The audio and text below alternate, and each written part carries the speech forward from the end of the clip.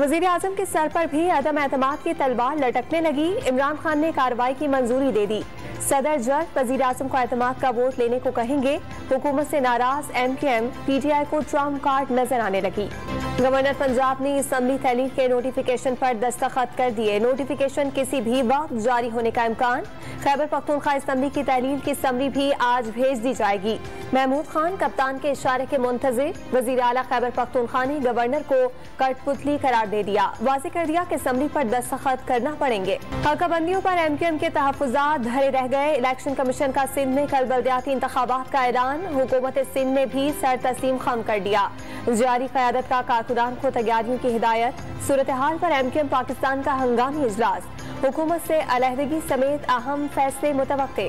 और पंजाब में सियासी हलचल उरूज पर पहुंच गई। गवर्नर पंजाब की वजीर आजम से मुलाकात। असम्बली की तहरीर समेत दीगर अहम उमूर पर तबादला ख्याल हुआ।